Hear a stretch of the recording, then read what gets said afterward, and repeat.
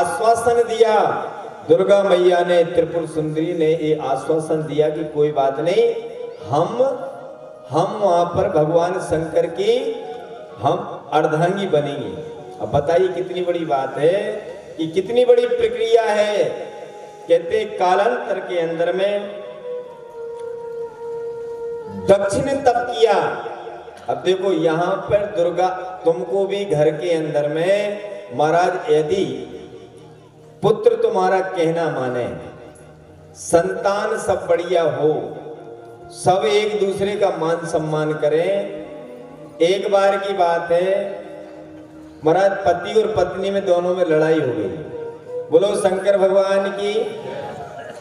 पति पत्नी में दोनों में लड़ाई हो गई। बोले मेरे पीछे तो बहुत सारे लड़के एक से एक देखने आए, लेकिन शादी तुम्हारे साथ लिखी हुई थी।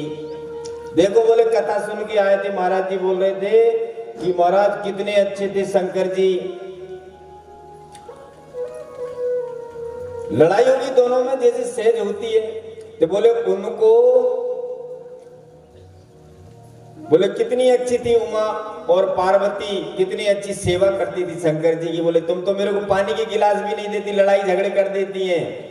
तो बोलती है पत्नी की, देखा नहीं बोले उन्होंने कितनी तपस्या की थी, माता पार्वती ने कितनी तपस्या की थी, हिमालय ने कितनी तपस्या की थी, जब बोले उनको उमा पार्वती जी कितने अच्छी धर्मपत्नी मिली। ऐसे ही महाराज अपने जीवन काल के अंदर में भी जब कोई परमात्मा का आश्रय लेता है, जिनकी विवाह शादी नहीं होती ना, तो ब्राह्मण लोग बताते हैं हे गौरी शंकर अर्धांगी। ये ब्राह्मण लोग बैठे हुए हैं यहाँ पे, जिनका विवाह नहीं होता, पार्वती और शंकर जी का गठबंधन किया जाता है, तो इनका विवाह जल्दी हो जाता है। इसमें बताते वो हे गौरी शंकर अर्धांगी। तो इसके विषय में ये भी बताया शिव महापुराण में। दक्ष ने बहुत तप किया। दक्ष का एक ही उद्देश्य था कि महाराज शंकर जी का विवाह हो जाए, और वहां पे दक्ष विवाह होगा तो दक्ष ने तपस्या की, एक और तपस्या करने के बाद वरदान मांगा। महाराज दुर्गा से वरदान मांगा, दुर्गा मैया प्रकट हो गई त्रिपुर सुंदरी। और महाराज बोले क्या चाहिए, तूने बहुत कठोर तप किया। बोले माता जी बात ये है कि हमको स्वप्न हुआ है, आप ऐसा करो कि हमको पुत्री का, आप हमारे घर में पुत्री का जन्म हो।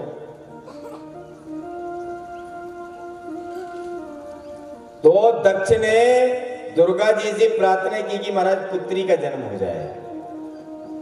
किसका जन्म हो जाए? और तो मैया पार्वती बोली कोई बात नहीं, दूसरा तो कोई नहीं आएगा, हम ही आपके यहाँ पर पुत्री बन के आएंगे। और दुर्गा मैया दक्ष के यहाँ पर पुत्री बन के आएंगे।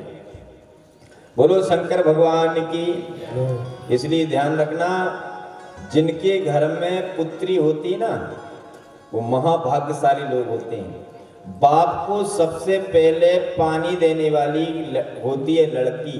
कौन होती है? महाराज आप हैरान हो जाएंगे कि बाप जो है ना, सबसे ज्यादा प्रेम किससे करता है? लड़की से।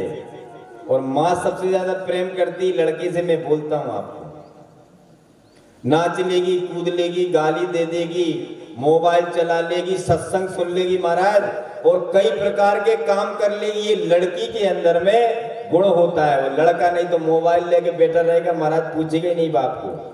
बोलो शंकर भगवान की। इसलिए कहा कि नमस्ते दुर्गो देभ्यो नमः।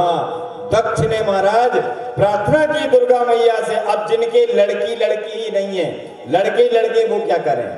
जिनके लड़के हैं, लड़कियां नहीं हैं, उनको दोष को निवारण के लिए जामुन का पेड़ लगाए। बोलो शंकर भगवान की। अब तुमको ये सब बताना पड़ेगा ना, दूसरी चीजें भी जो कोई पंडित नहीं बताएगा, वो भी बताएंगे तुमको। नमो देव्यो सब। अब हम लोग जब गृहस्थों के यहाँ जाते हैं ना, तो गृहस्थों के जाएंगे तो हम भाई घर के अंदर में, घरों के अंदर में जिनके लड़के रहते हैं, उनको अपनी बहू को बेटी समझ ले। क्या समझाए? बहू को बेटी समझ ले। उसको first impression is the last impression. जैसे ही विवाह शादी होए तो उसको अपने को ऐसे भाव करना कि हमारी बिटिया है, वो भी दूसरों के घरों को छोड़ के आई हुए हमारे घर में। इसलिए ध्यान रखें आप कि महाराज सबसे पहले दक्ष ने किया महाराज प्रसीदम मम भगवते प्रसीद शिव रूपिणी, महाराज प्रणाम किया। दुर्गा मैया ने बोली कोई बात नहीं, हमको मालूम है तुम क्यों बुला रहे हो, शंकर भगवान से तुमने शंकर भगवान से तुम्हारी लड़ाई झगड़ा है और आप हैरान हो जाएंगे।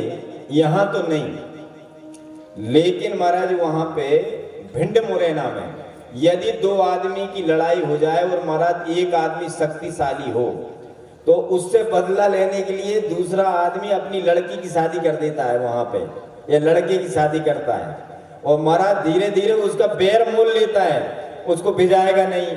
ये अपने यानी भिंड में बात है, भिंड में। तो फिर दुश्मनी निकालने का तरीका है। ऐसे ही दक्ष को मालूम था कि ये मेरी जो लड़की है इसका विवाह शंकर जी से होता है, फिर भी महाराज दुर्गा मैया की स्तुति करता, क्योंकि भगवान शंकर और रुद्रों ने वहां पर ब्रह्मा जी के समय जब ब्रह्मा के मन में गलत बात आ गई थी तो उन्होंने उसको बदला लेने के लिए सोचा। बोलो शंकर भगवान की। देवताओं के अंदर में भी राग द्वेष होता है, हम और आपके अंदर में राग द्वेष की यदि हो जाए तो कोई बड़ी बात नहीं है, परंतु बात ये है भगवान शंकर के यहाँ कालांतर के अंदर में कहते हैं देवी प्रकट हुई और प्रकट होने के बाद में अब जब देवी हुई तो कम से कम दक्ष के यहाँ पर कल ही पटेल साहब बोल रहे थे, महाराज जी बोले कथा आपको और बहुत सुनाना है, कथा रहे ना। तो हमने उसी के लिए अभी ये कोशिश कर रहे हैं हम कि पूरी कथा सुनाई जाए, क्योंकि वास्तव में सही बात आज तीसरा दिन है और 7वें दिन तो वैसे ही अपना हवन यज्ञ हो जाएगा, तो उस हिसाब से आपको ज्यादा से ज्यादा कथा सुनाई जाती है। नारद जब दक्ष के यहाँ और भी पुत्र हुए, हमारा पहले जब संतान हुई तो 10,000 पुत्र हुए। अब बताइए कितनी बड़ी बात है। उस जमाने के अंदर में 10,000 पुत्र जब उत्पन्न हुए तो नारद जी मिल गए गुरु महाराज।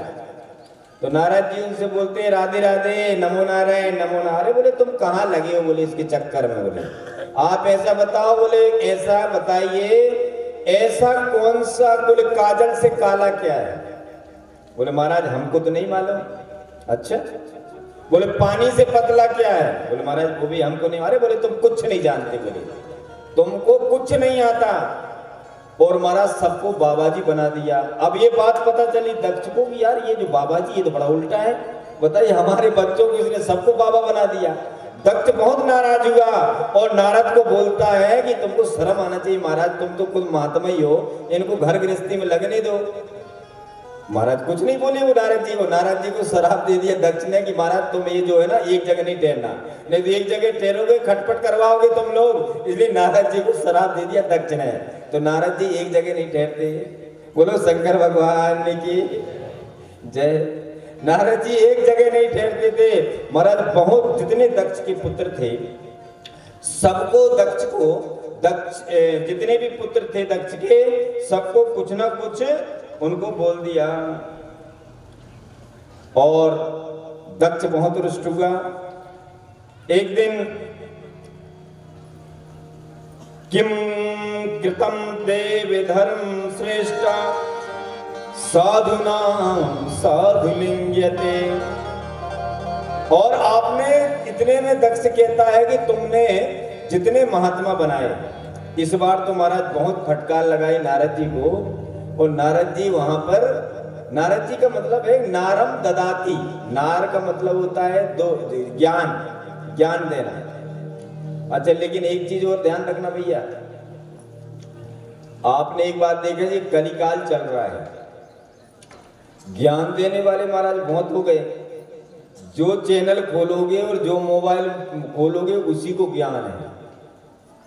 तुमने जहां सुबह से टीवी खोलोगे तो टीवी का ऐसा कोई चैनल नहीं जिसमें ज्ञान की बातें ना हो, ऐसा कोई मोबाइल, हर आदमी ज्ञानी बन गया महाराज। अभी तो हैरान वाली बात, सब मोटिवेशनल स्पीकर बन गए, लेकिन खुद नहीं करना कुछ भी। एक बार की बात है एक एक ज्ञानी आए महाराज, दो ज्ञानी। अब आज का ज्ञान कैसे चलता है, जंगल गए महाराज, बोलो शंकर भगवान की। जंगल में एक आदमी बोले भैया जो हमने देखा है ना यहाँ पे एक जीव, वो काले रंग का है। तो दूसरा बोलता काला हो ही नहीं सकता, बोले पीला है। तो तीसरा बोले ना पीला है ना काला, बोले लाल है। और महाराज दोनों में आपस में खूब बहस हो गई। महाराज सब अपने अपने ज्ञान को बगा रहे हैं। वो कहे लाल रंग का है, वो कहे काले रंग का है, वो कहे पीले रंग का है। बोले भैया ऐसा करो कि सबसे पहले आप हम तीनों जो है ना, समझ में नहीं आ रहा। बोले गुरुजी